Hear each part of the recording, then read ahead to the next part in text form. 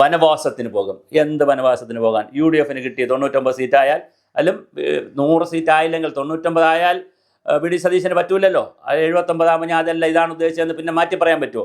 അപ്പോൾ UDF വന്നാലും 100 സീറ്റിൽ വരണമെന്ന് നിർബന്ധമല്ലോ ഉണ്ടോ? 100 സീറ്റിൽ നിങ്ങൾ വരിക, 40 സീറ്റേ അപ്പുറത്ത് BJPക്കും CPM എല്ലാം കൂടെ കിട്ടുകയുള്ളെന്ന് വല്ലതും പറയാൻ പറ്റുമോ? അത്രയ്ക്ക് ഭയങ്കരമായ ചേഞ്ച് വരാൻ സാധ്യതയുണ്ട്. ഇനി UDF വന്നെന്ന് വിചാരിക്കുക, 70 അല്ലെ 75 80 സീറ്റിനകത്ത് UDF വന്നാൽ താങ്കൾ വനവാസത്തിന് പോവുമോ? അപ്പോൾ വളരെ ഇമോഷണലായിട്ടുള്ള ഡയലോഗുകൾ പറയുക, അപക്വമായ മറുപടികൾ പറയുക, അപക്വമായ പരാമർശങ്ങൾ നടത്തുക.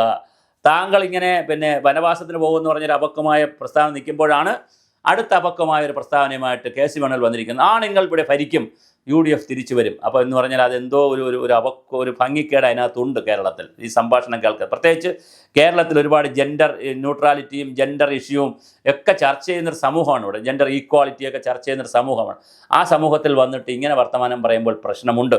പിന്നെ രമേശ് ചെന്നിത്തലയെ സംബന്ധിച്ചിടത്തോളം കുറേ കൂടി ഇത്തരം കാര്യങ്ങളിലൊക്കെ വളരെ പക്വതയോടുകൂടി സംസാരിക്കുന്ന നേതാവാണ്. മാത്രമല്ല കഴിഞ്ഞ 5 വർഷക്കാലം രമേശ് ചെന്നിത്തല പിണറായിയുടെ കാലത്ത് 5 വർഷക്കാലം രമേശ് ചെന്നിത്തലയായിരുന്നു പ്രതിപക്ഷ നേതാവ്. എത്ര വിഷയങ്ങളാണ് പുള്ളിക്കാരൻ ഉയർത്തിക്കൊണ്ടുവന്നത്. പക്ഷേ അത്രമാത്രം വിഷയങ്ങൾ ഉയർത്തിക്കൊണ്ടുവരുന്നതിനോ പൊതുജനങ്ങളുടെ ഇടയിൽ ഈ വിഷയങ്ങൾ വയ്ക്കുന്നതിന് ഇപ്പോൾ തന്നെ ദാരിദ്ര്യരേഖയുടെ ഈ വിഷയം, ഈ നമ്മുടെ അതിദരിദ്രരെ മുക്തമായ വിഷയം, ചില പ്രസ്താവനകൾ സതീശൻ നടത്തുന്നതല്ലാതെ വി ഡി സതീശൻ അതിനെ ഒരു പൊളിറ്റിക്കലായിട്ട് ക്യാപിറ്റലൈസ് ചെയ്യാൻ പറ്റുന്നില്ല.